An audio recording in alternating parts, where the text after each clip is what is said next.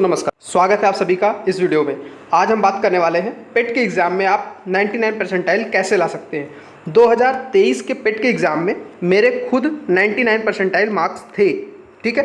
तो इसमें मैं वो सब्जेक्ट बताऊंगा जिस पे आप फोकस करके और रीजनिंग के कौन से क्वेश्चन जो आपको स्पेसिफिक सही करने हैं, इसके साथ ही आपके 99 परसेंटाइल ईजिली आ जाएंगे, ठीक है। जैसा कि इस बार आप सभी को पता है कि ये वाला जो 2025 का पेट का एग्ज़ाम है, ठीक है, उसकी वैलिडिटी 3 साल रहने वाली है, ठीक। 3 साल रहने के साथ साथ इसमें लोअर पीसीएस, ठीक है, की वैकेंसी आने के चांसेस हैं। इसके अलावा जो लेखपाल के पोस्ट हैं वो भी लगभग 2000 से ऊपर की वैकेंसी आने की चांसेस हैं, ठीक है। इसके अलावा और कई एग्ज़ाम होते हैं, जैसे इस बार आपने देखा जेएसए का एग्ज़ाम के लगभग 3000 से ज़्यादा पोस्ट आए थे। ऐसे ही फिर से जूनियर असिस्टेंट के अलावा बहुत सारे पोस्ट हैं जो पेट के एग्ज़ाम के थ्रू होने वाला है। अच्छा, इसके पीछे एक लॉजिक है जो आप ध्यान रख सकते हैं। क्या चीज़ है वो लॉजिक, क्या है कि क्यों ये एग्ज़ाम इंपॉर्टेंट हो रहा है और कैसे 99 परसेंटाइल आपके लिए इंपॉर्टेंट हो सकता है, क्योंकि ये कट ऑफ डिसाइडर होगा, ठीक है।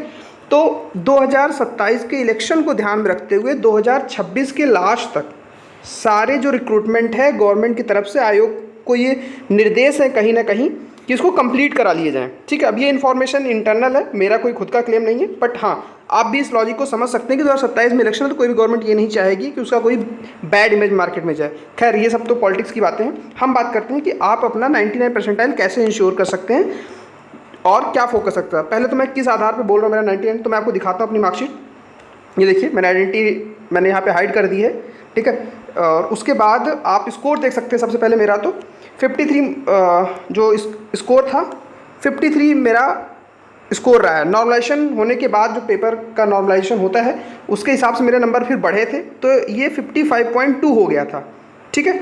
और ये नंबर आप 55 देख के ये मत सोचिएगा कि बहुत ही कम नंबर है, क्योंकि इस बार का जो पेपर था 2023 वाला, उसमें हाईएस्ट स्कोर जो गए हैं, जो टॉपर था उसका 56 मार्क्स था, ठीक है।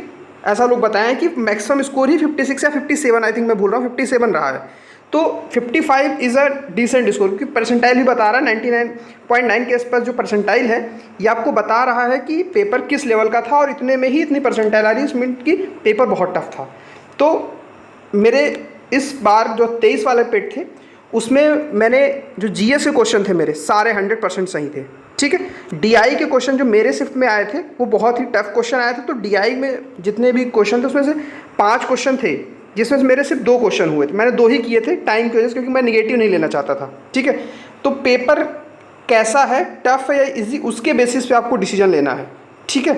तो आइए, अब मैंने आपको बता दिया कि 98 परसेंटाइल हैं भी मेरे, और मैं आपको बता सकता हूँ कि ईजिली कैसे लाया जा सकता है, ठीक है। और तो यही स्ट्रेटजी पे हम आज बात करने वाले हैं कि कौन कौन से सब्जेक्ट है जिन पे आप फोकस कर सकते हैं, ठीक है। तो सबसे पहले आपको पॉलिटी पे फोकस करना है, ठीक। पॉलिटी में कैसे फोकस करना है, तो पॉलिटी में सीधे आर्टिकल पूछता है, ठीक। ये आर्टिकल किस चीज़ से बिलोंग करते हैं। सबसे पहले मान लीजिए पार्ट 15 दे दिया, कॉन्स्टिट्यूशन के पार्ट 15 में क्या है मैच कर दो, ठीक। तो आपको पता है कि इलेक्शन के बारे में पार्ट जो 15 बात करता है, तो ऐसे पार्ट 5 पूछ सकता है कि यूनियन के बारे में बात करता है, 5-6 में स्टेट्स के बारे में, तो किस पार्ट में क्या है ये पूछ सकता है, ठीक। इस चीज़ को आप फोकस करिए। उसके बाद पंचायती राज इंस्टीट्यूशन को आप इग्नोर नहीं कर सकते। 73rd और 74th का जो अमेंडमेंट था कॉन्स्टिट्यूशन का 1992 वाले, इनको आप जो बेसिक पॉइंट्स है, किसने 2 टीयर रिकमेंडेशन दिया, कहाँ पे 3 टीयर दिया, जैसे अशोक मेहता का ईयर क्या है, बलवंत राय मेहता का ईयर क्या रहा है, इस चीज़ को आप जरूर देख के जाएँ, ठीक है। उसके बाद आप जैसे पंचायती राज में जो आर्टिकल्स हैं, जैसे पार्ट 9 के अंदर है वो पंचायती राज, पार्ट 9 के अंदर किसके अंदर स्टेट फाइनेंस कमीशन किस आर्टिकल में बोला गया है ना।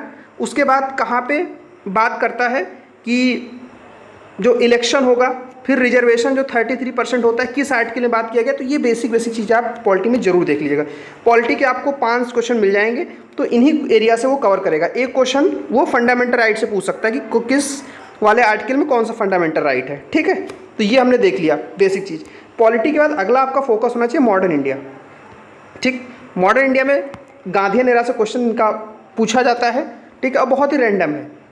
तो इसलिए गांधी जी के जो आपको रिवीजन करने के लिए आप क्या क्या चीज़ें फोकस करेंगे, तो देखिए 1905 के बाद से प्रायोरिटी में जो आप लूसेंट रिवाइज कर रहे होंगे, तो 1905 के बाद की जो घटनाएं हैं, ठीक, उसमें सबसे पहले आप बुक्स को देख लीजिएगा। लास्ट में एक लिस्ट दी हुई है बुक्स की, ठीक है, और कौन सा ऑर्गेनाइजेशन किसने बनाया है, ठीक, कौन सी संस्था के फाउंडर संस्थापक कौन रहे हैं। जैसे आपको याद होगा कि गदर पार्टी की फाउंडेशन किसने किया था 1913 वाली, ठीक है, उसका हेडक्वार्टर कहाँ रहा है, ये सब चीज़ें आप देख के जाइएगा।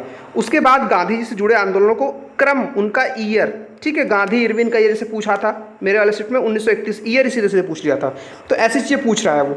उसके अलावा मॉडर्न इंडिया के अंदर आपको जैसे जो रिलीजियस मूवमेंट थे ना, रिलीजियस मूवमेंट और ट्राइबल रिवॉल्ट के ईयर की वीडियो मैंने करा रखी है प्लेलिस्ट में, ये चीज़ें आप जरूर देख लीजिएगा।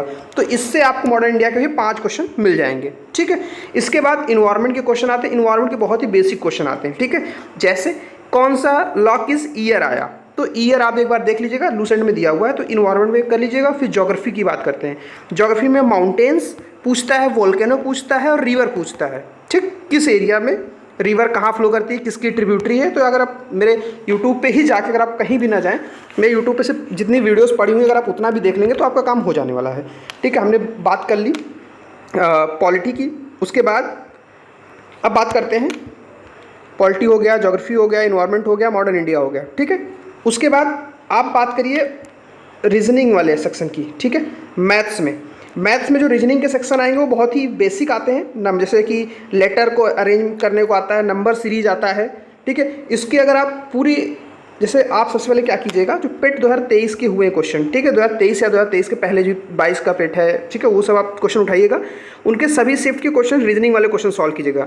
आपको कहीं आने की जरूरत नहीं है, पेपर को उठाइए, उनको सॉल्व कीजिए, जो सॉल्व नहीं हो रहा है गूगल पे उसका सोल्यूशन देख लीजिए, ठीक है, इतना कर लीजिए। उसका DI के क्वेश्चन कैसे प्रैक्टिस करना है, तो DI की प्रैक्टिस के लिए यूट्यूब चैनल पर, किसी भी चैनल पर जाइए जहाँ जिसने DI के क्वेश्चन करा रखे हैं, बहुत ही बेसिक एवरेज की कॉन्सेप्ट और क्या ना नंबर समेशन, इनसे क्वेश्चन आते हैं और वो इजीली हो जाते हैं। तो और हाँ, ये सब करने के बाद अब निगेटिव मार्किंग को कैसे डील करना है मैं वो बताने वाला हूँ, ठीक है। जब पेपर आपको मिलेगा तो सबसे पहले आप क्या कीजिएगा, जो GS वाला सेक्शन है उसको अटेम्प्ट करके ख़त्म कर लीजिएगा और बबल जरूर फिल लीजिए, क्योंकि बबल फिल करने में लास्ट में एक साथ भरते हैं तो बहुत गलतियाँ होती हैं। तो सबसे पहले GS ख़त्म करके अपने बबल को कंप्लीट कर लीजिएगा। उसके बाद आप आइएगा रीजनिंग और मैथ वाले सेक्शन पे। सबसे पहले आप रीजनिंग कर लीजिएगा।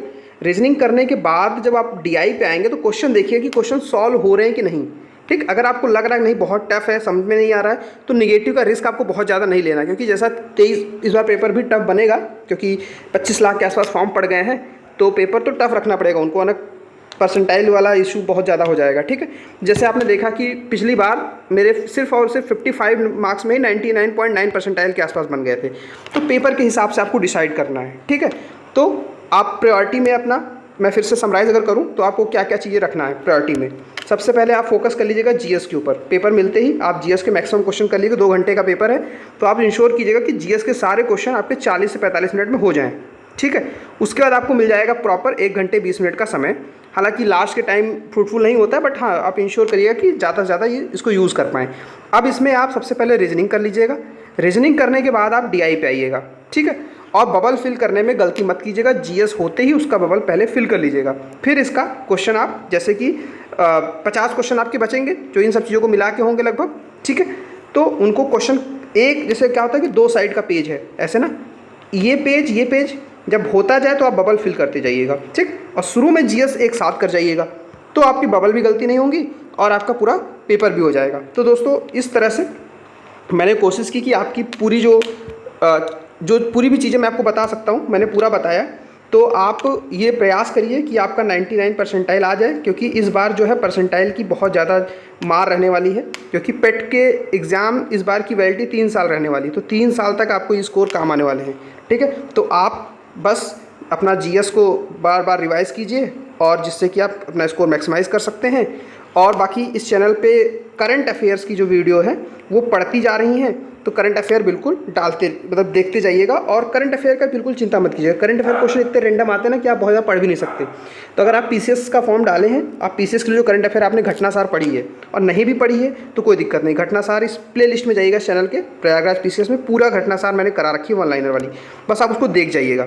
एक बार देख जाएंगे तो आपको करंट अफेयर के क्वेश्चन भी अगर सामने से आता है तो आपको क्वेश्चन कर ले जाएंगे, ठीक है।